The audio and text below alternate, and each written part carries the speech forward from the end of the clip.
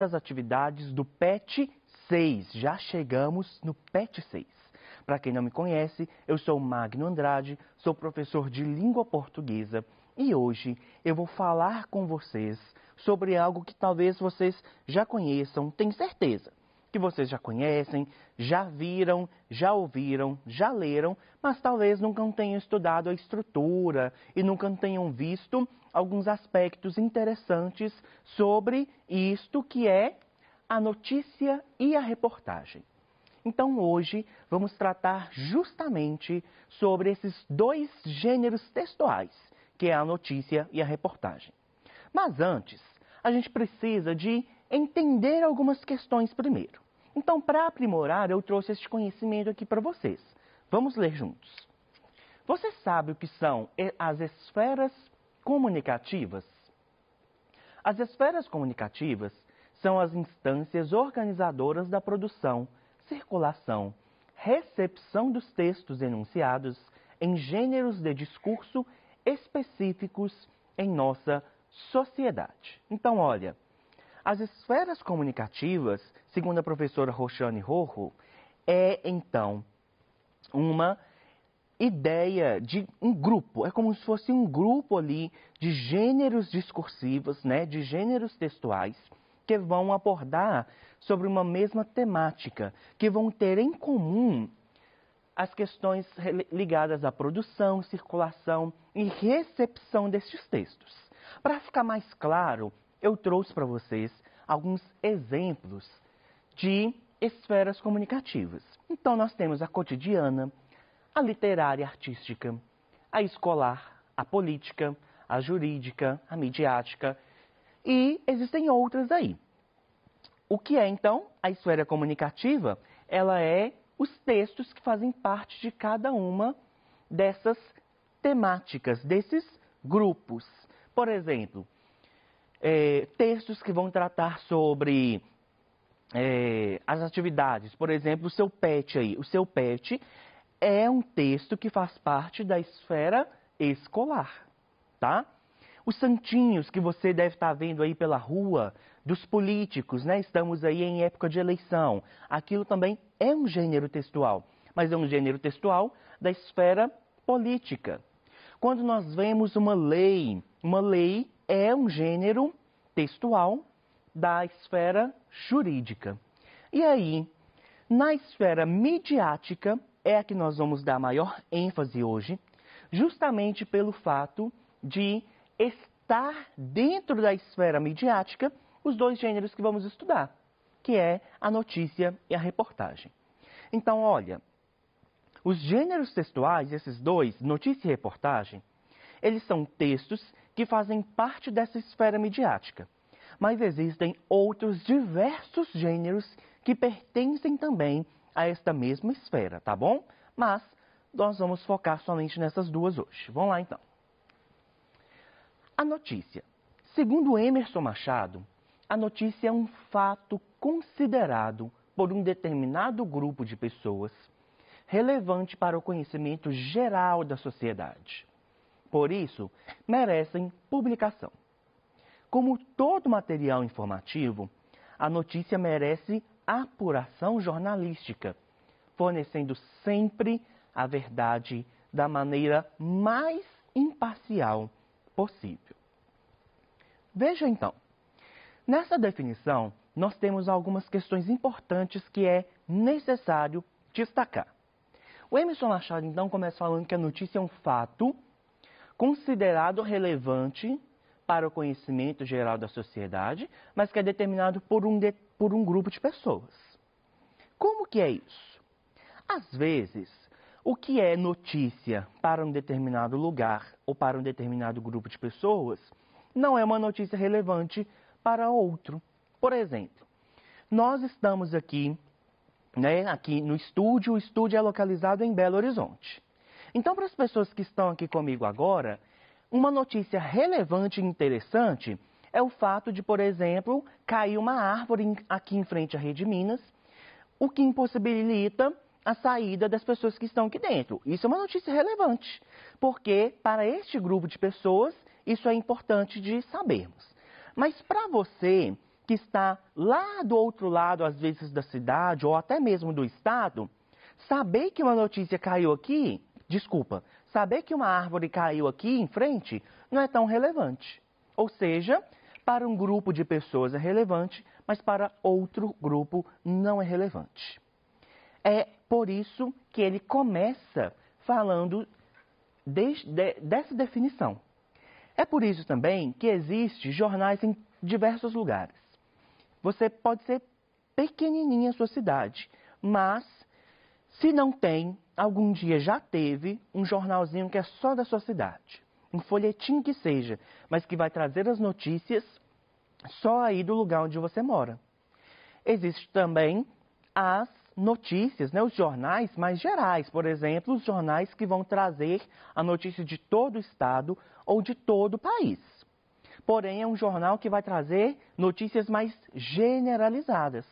Uma notícia mais específica, ela precisa de estar de modo mais específico. Por isso que em cada cidade existem os jornais. Talvez na sua escola você já tenha feito algum projeto, ou exista aí na sua escola o projeto de Jornal da Escola, em que vai tratar de notícias de algo que é considerado por vocês aí da sua escola importante para que todos dessa comunidade, que no caso é escolar, saibam. Tudo bem? Tranquilo até aqui? Continuando.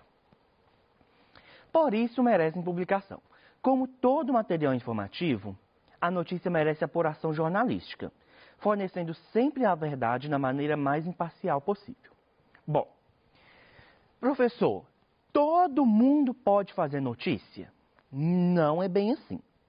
A notícia, para que ela seja veiculada por um jornal e para que ela chegue nas pessoas e que para que ela também não passe uma mentira, não caia na famosa fake news, ela precisa da apuração jornalística, que vai ser feito pelos jornalistas. Os jornalistas são as pessoas preparadas para poder investigar e descobrir se aquela notícia é ou não real e como que tudo aconteceu.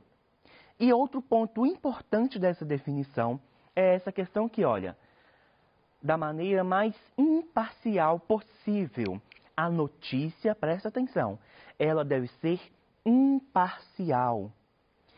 Nós provavelmente achamos poucas vezes em um jornal escrito uma notícia em que o repórter dá a opinião dele.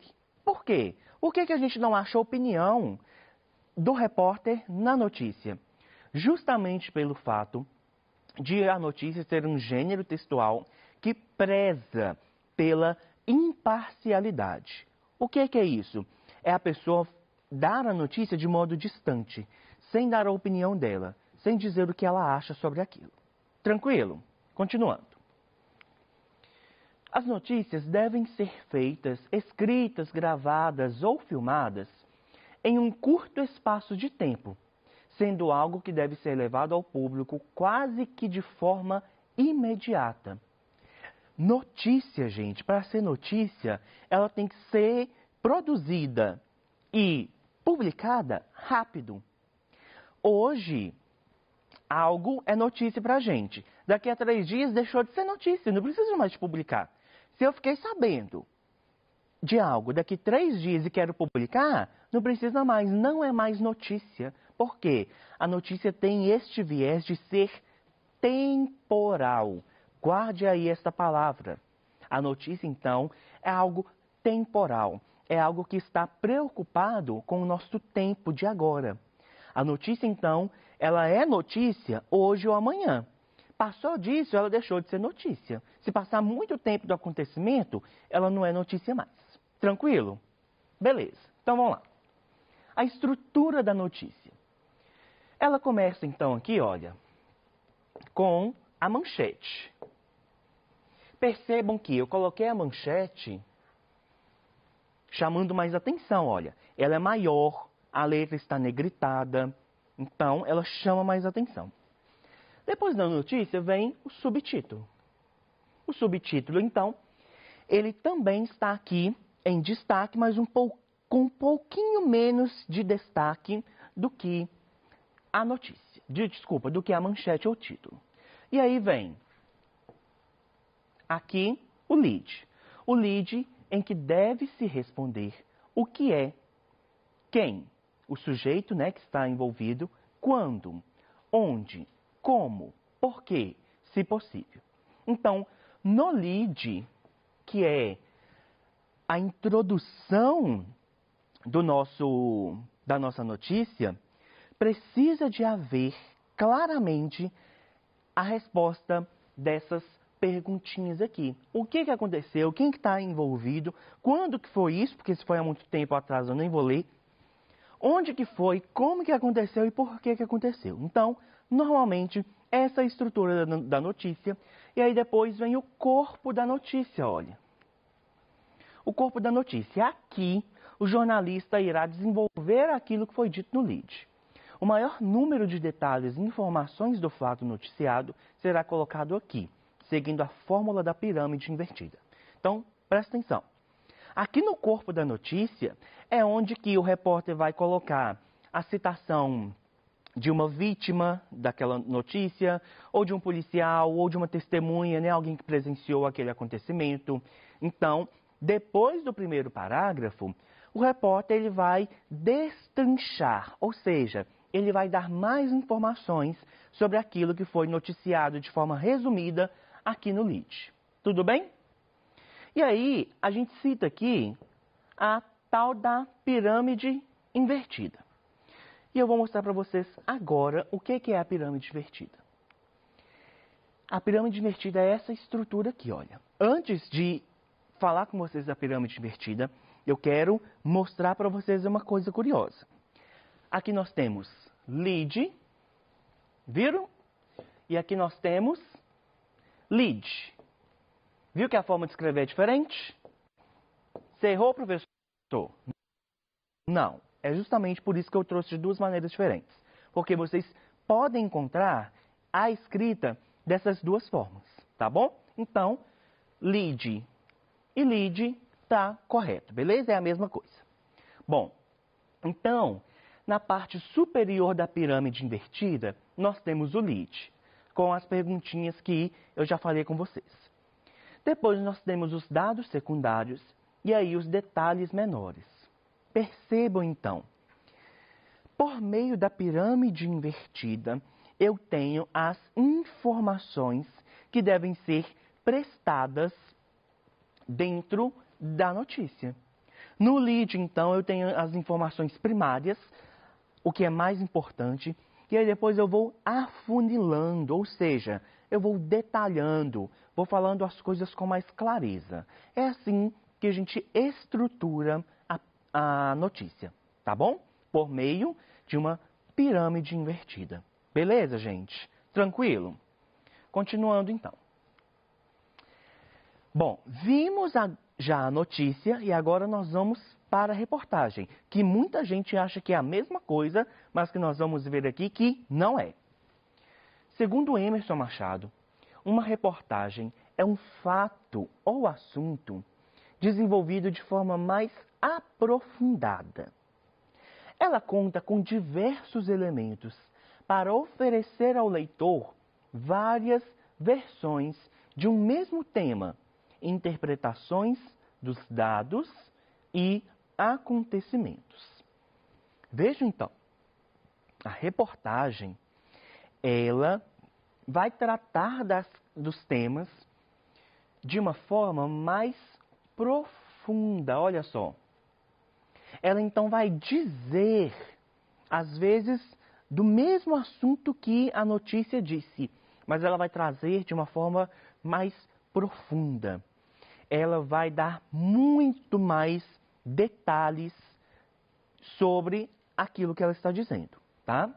Além disso, ela conta com diversos elementos para oferecer ao leitor as várias versões de um mesmo tema. É na reportagem, então, que a gente vê, por exemplo, numa reportagem que você viu na televisão, você vê a opinião de um médico, por exemplo, coronavírus. Aí vem um comerciante e fala sobre o coronavírus, vem um médico infectologista e fala sobre o coronavírus, vem uma dona de casa e fala sobre o coronavírus. Ou seja, a reportagem, ela possibilita que várias versões sobre aquele assunto sejam tratadas. A notícia não. A notícia chega e fala, tantas pessoas morreram no dia tal de coronavírus. É isso que a notícia faz. E a reportagem não. A reportagem vai tratar de uma maneira diferente aquele assunto. Tranquilo, gente? Continuando então. A estrutura da reportagem.